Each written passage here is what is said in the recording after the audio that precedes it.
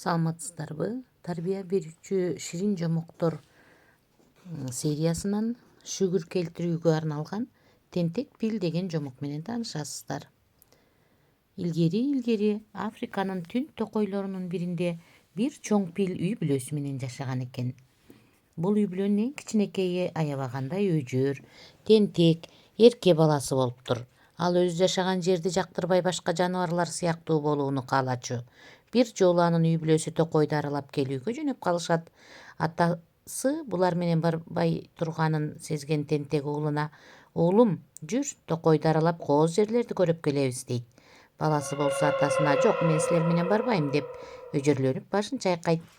Анда апасы: "Келе кой уулум, бирге барып келели" деп суранат. Тентек пил апасына да: "Жок, барбайм" деп кежирленип жатып алат. Кичинекей пил атасы менен апасы айтса да барбай койгондуктан өздөрү жөнөп кетишет. Ошентип алар кеткенден кийин кичинекей пил үйүнүн жанында жалгыз ойной баштайт. Ойной берип тажап, акыры "Мен такыр пил болгум келбей калды. Кичинекей пил болгон кандай жаман" деген ойго келет дагы. "Мен деги ким болсом экен" деп ойлоно баштаган учурда секирип ойноп жүргөн жейренди көрүп калат. Аны көргөн кичинекей пилдар: "Ой, ооба, мен жейрен боло алам" деп чечимге келет. Анан ал жейренди туурап секирип ойноп кирет, бирок анын тартайган буттары жана калың таманы секиргенге ыңгайлуу болбогондуктан заматта эле башы менен жерге сайылып кулап түшөт. Ошентип тентек пил секирген сайын кайра эле жыгыла берет.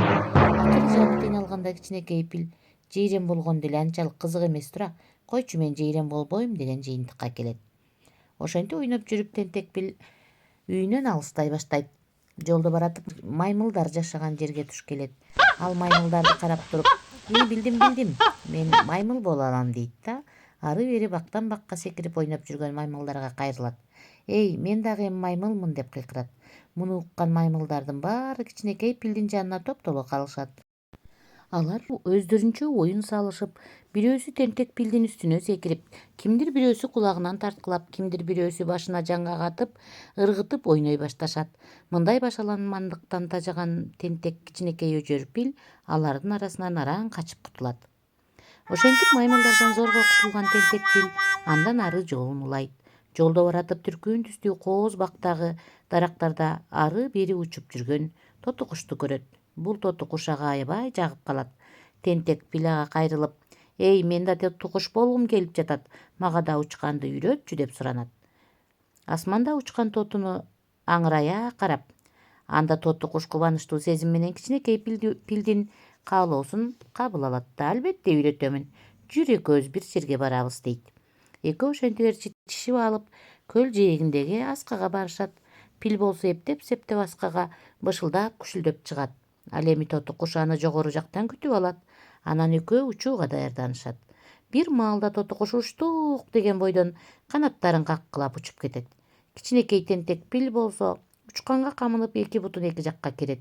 Бирок балчайган денеси жерден көтөрүлмөк тургай кайра ылдый көл четиндеги балчыкка балп этип сайылып калат.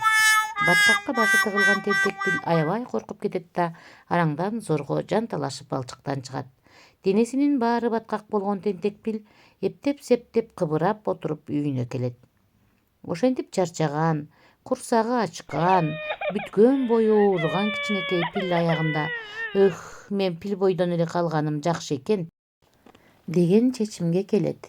Көрдүңөрбү балдар, өзүбүздүн жашообузга шүгүр келтирип, тек жүрсөң тең жүрөрсүң, шок болсоң жок болоорсуң деген макалдын маанисин түшүндүңөр окшойт, Анда эмесе өзүбүздүн жашообузга шүгүр кылып, бактылуу болуп жашаганга аракет кылалы. Жана да кичинекей пилге окшоп өжөрлөнүп кежирленбей, ата апабыздын сөзүн угалы.